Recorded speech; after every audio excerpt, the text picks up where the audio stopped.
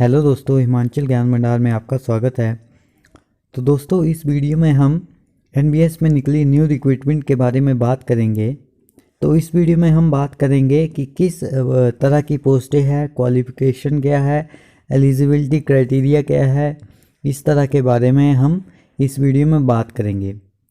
इसी तरह की जॉब से रिलेटेड नोटिफिकेशन के लिए आप हमारे चैनल को सब्सक्राइब कर सकते हैं और बेल आइकन प्रेस करना ना भूलें, ताकि जब भी मैं न्यू वीडियो डालता हूं तो आपको नोटिफिकेशन मिल सके। तो चलिए इसको देखते हैं, एनबीएस में निकली जो न्यू रिक्रूटमेंट है उसको देखते हैं। पहले दोस्तों पोस्ट नेम के बारे में देखते हैं। तो जैसे कि यहाँ पर बताया गया है, assistant commissioner, assistant section officer, audit assistant, junior translation officer, junior engineer civil, stenographer, इस तरह के जितने भी है, computer operator, junior secretariat assistant, multitasking staff, इस तरह की जितनी भी पोस्टें हैं वो आपकी रीजनल ऑफिस या फिर हेडक्वार्टर में होगी। हेडक्वार्टर जो आपका है एनबीएस का वो है नोएडा में, उत्तर प्रदेश में, और 8 रीजनल ऑफिस है जैसे कि भोपाल में, चंडीगढ़ में, हैदराबाद में, जयपुर में, लखनऊ में, पटना में, पुणे में और शिलोंग में। तो ये आपकी यहाँ पर बताई गई है कि कितने रीजनल ऑफिस है और हेडक्वार्टर कहाँ है। तो ये जितनी भी पोस्टें हैं ये आपकी हेडक्वार्टर और रीजनल ऑफिस में होगी। बाकी जो आपकी जैसे कि female staff nurse, catering assistant, junior secretariat assistant, electrician cum plumber, lab attendant, mess helper, ये आपकी जेएनबी में होगी। तो दोस्तों अब देखते हैं कि इस पोस्ट के लिए कितनी पोस्टें हैं। तो assistant commissioner group 1 post code 1 जो दिया गया है, इसमें यहाँ पर पोस्टें लिखी गई है। अनरिजर्व्ड की 3, एसटी की 1, ओबीसी की 1, इस तरह से। नेक्स्ट है असिस्टेंट कमिश्नर, इसकी ग्रुप ए पोस्ट कोड 2 है, इसमें भी यहाँ पर पोस्टें बताई गई है, आप देख सकते हैं। फीमेल स्टाफ नर्स की भी यहाँ पर बताई गई है।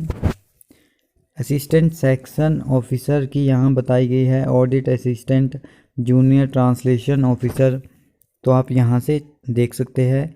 Junior engineer civil, stenographer, computer operator, catering assistant, junior secretariat assistant, junior secretariat assistant JNV cadre में ये होगी, पोस्ट कोड 12।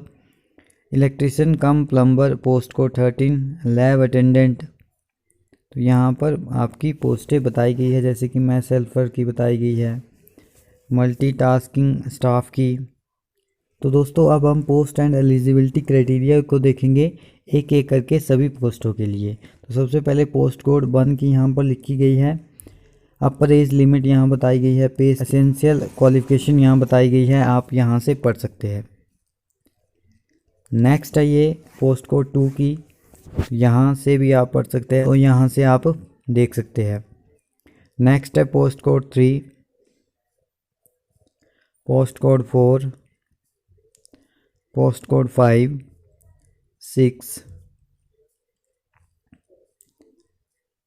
तो इन सभी को आप यहाँ से पढ़ सकते हैं। एसेंशियल क्वालिफिकेशन होगी, पे स्केल, एज लिमिट एक्सेट्रा के बारे में आप यहाँ से पढ़ सकते हैं, लिखा हुआ है यहाँ पर।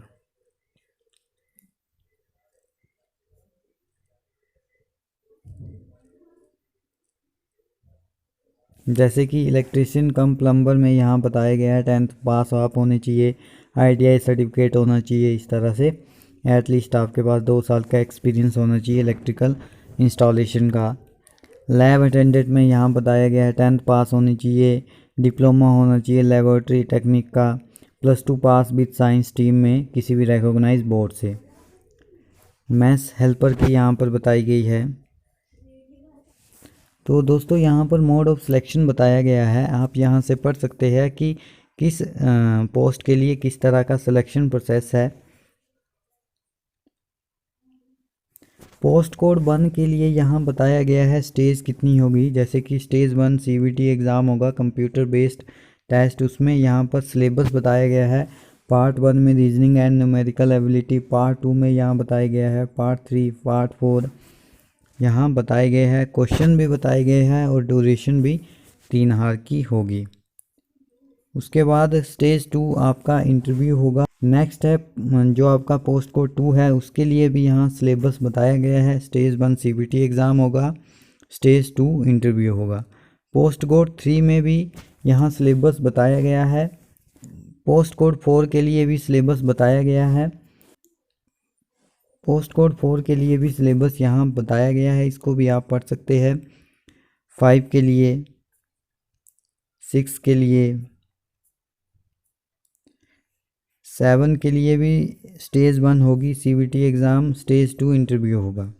स्टेनोग्राफर का भी स्टेज 1 CBT होगा और स्टेज 2 स्किल टेस्ट होगी, टाइपिंग टेस्ट होगा। पोस्ट कोड 9 कंप्यूटर ऑपरेटर, यहाँ सिलेबस बताया गया है। कैटरिंग असिस्टेंट पोस्ट कोड 10 का भी सिलेबस यहाँ बताया गया है। Junior secretariat assistant post code 1, post code 11 stage 1 CBT exam, stage 2 type writing test होगा।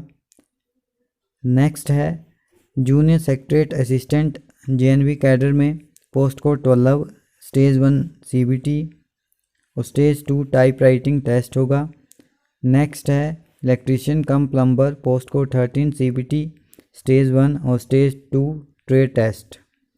नेक्स्ट है लैब अटेंडेंट, तो यहाँ सिलेबस इसका भी बताया गया है। नेक्स्ट है मैथ्स हेल्पर, मैथ्स हेल्पर का भी स्टेज 1 CBT एग्ज़ाम और स्टेज 2 स्किल टेस्ट। नेक्स्ट है मल्टीटास्किंग स्टाफ, यहाँ इसका भी सिलेबस बताया गया है। तो आप इस साइट से फॉर्म को फिलअप कर सकते हैं। नेक्स्ट देखते हैं कि कैसे आप अप्लाई कर सकते हैं। तो यहाँ इन्होंने प्रोसेस बताया है कि किस तरह से आप ईमेल ID एक्सेट्रा क्या क्या लगेगा, इस तरह के यहाँ इंस्ट्रक्शन बताई गई है।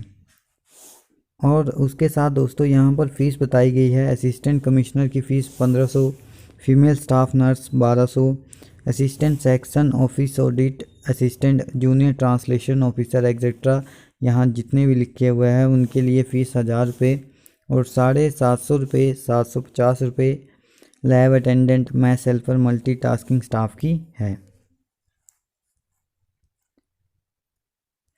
बाकी बात कर लेते हैं कि कब से आप फॉर्म को फिलअप कर सकते हैं। तो 12 जनवरी से फॉर्म फिलअप होना स्टार्ट हो चुके हैं और उसके साथ साथ इसकी क्लोजिंग डेट है 10 फरवरी। 10 फरवरी तक आप फॉर्म को फिलअप कर सकते हैं। CBT के एग्ज़ाम की बात की जाए तो कब तक हो सकता है, तो 9 मार्च से लेके 11 मार्च के बीच आपका एग्ज़ाम हो सकता है, ये टेंटेटिव डेट है। जर्नल इंस्ट्रक्शन यहाँ दी गई है कैंडिडेट के लिए, इसको आप खुद पढ़ सकते हैं।